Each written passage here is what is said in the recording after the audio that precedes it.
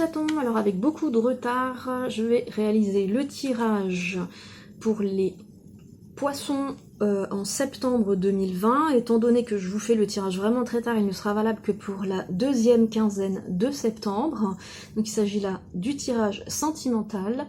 Poissons, deuxième quinzaine de septembre, et on va commencer par les poissons en couple ou ayant une personne à laquelle ils sont très attachés.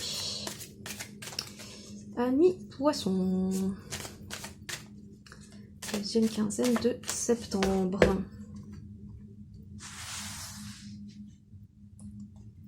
Poissons, deuxième quinzaine de septembre. On commence par 1, 2, 3, 4. Et toi, tu seras ma 5e. Alors, poisson en couple. On a donc carte number 1, carte number 2, 4. Oula.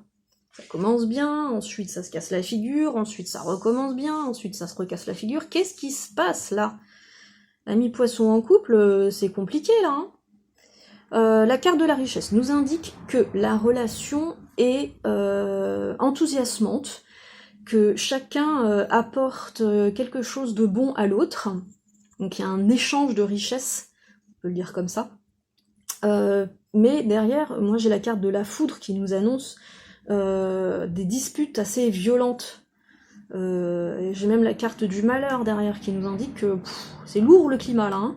C'est pas évident. Hein. Il y a de la tristesse, il y a de la lourdeur, il y a de la pesanteur, il y a peut-être même de l'agressivité. Je suis pas très enthousiaste pour cette deuxième quinzaine, ça risque d'être assez remuant. On a un de vous deux qui est représenté par cette carte-là, la carte de l'initiation, qui semble vouloir prendre le pouvoir sur l'autre en disant c'est moi qui sais, donc toi tu fais juste ce que moi je te dis parce que moi je sais. Voilà, c'est vraiment pas positif dans ce cadre-là. Dans d'autres circonstances, j'aurais dit que cette carte, elle a un autre sens. Elle a le sens du je t'enseigne, je suis ton Pygmalion, ton mentor. Mais là, je sens une forme d'écrasement, de prise de pouvoir, de cette main qui s'abat et qui dit voilà, t'as pas d'autre choix que d'écouter ce que je te dis et point barre. Et derrière, on a la porte. Cette porte, c'est une phase de transition. C'est une transition d'une situation à une autre. Et généralement, ça renvoie vers des situations positives. Donc ici, on a une relation qui était plutôt pas mal, qui explose, qui génère de la douleur émotionnelle, voire peut-être même physique, parce qu'il y a une des personnes qui a tendance à écraser l'autre en voulant prendre le pouvoir, mais la situation s'arrange. Alors, cette transition, j'arrive pas à savoir comment elle se produit. Est-ce que c'est vous qui prenez la décision de partir parce que ce climat pour vous est devenu intenable, ou est-ce que vous avez réussi à trouver un champ de communication qui permet que ce climat s'apaise, s'améliore et vous permette d'avancer encore ensemble? Donc je vais faire juste une petite carte en coupe pour avoir un peu plus d'informations.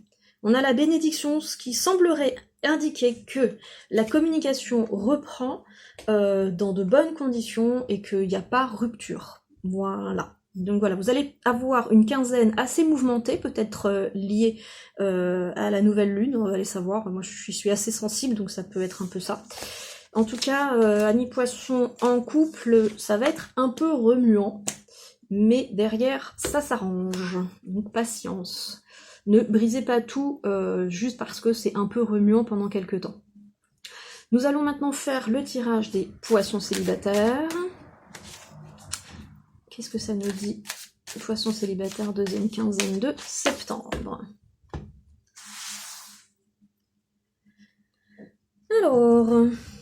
Ah, tu te cachais, hein? Eh ben, je t'ai vu. Moi, les cartes qui se cachent, ça me donne toujours l'impression qu'elles veulent pas que je sache. Du coup, je me tourne un peu plus facilement vers elles. Alors, 1, 2, 3, 4 et 5. Poisson célibataire, deuxième quinzaine de septembre. Je les mets vers vous. Alors. Oula. Ouh là là. Alors, heureusement que vous êtes célibataire, sinon je vous annonçais des ruptures. Alors, il y a de la colère. De la colère envers qui, ça, je serais bien incapable de le dire. Il y a de la colère en vous. Et ça, cette colère-là, elle est pas récente, parce qu'on a la carte de la racine, que je disais à l'envers. La carte de la racine qui nous indique que vous êtes extrêmement attaché à votre passé, à la famille, mais que du coup, vous avez du mal aussi à surpasser les blessures du passé. Surpasser les blessures du passé, ça c'était pas joli du tout.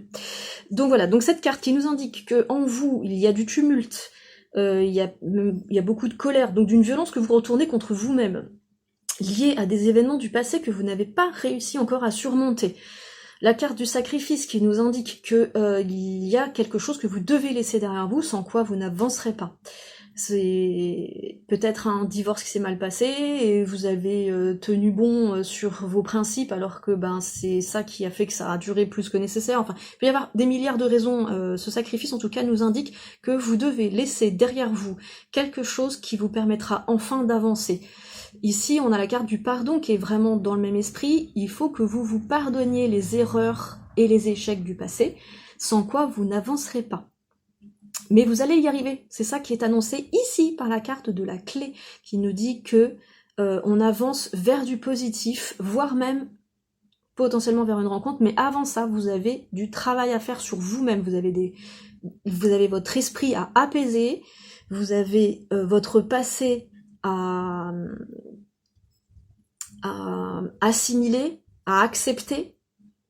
Et du coup, une fois seulement que vous aurez réussi à calmer votre esprit, à vous pardonner les choses du passé, les erreurs du passé, les échecs du passé, parce que c'est pas forcément vous qui êtes à l'origine, ça peut être un tiers qui a provoqué une situation, mais tant que vous aurez de la colère contre cette personne, cette colère, elle bouillonnera en vous et vous empêchera d'avancer. Donc, pardonnez-vous, pardonnez la personne, quelle qu'elle soit, quelle que soit son erreur, et avancez. Sans quoi, vous voyez ici on a une coupe d'eau qui tombe sur le feu, il faut éteindre ce feu intérieur qui vous brûle, sans quoi vous n'avancerez pas. Vous allez vous consumer sur place. On a la carte de la clé. Je l'ai déjà dit, les soucis se résolvent et l'avenir est meilleur. Donc, ne restez pas dans cet état d'esprit négatif et autodestructeur, sans quoi vous allez stagner. Et sur ce, je vous dis à bientôt mes chatons.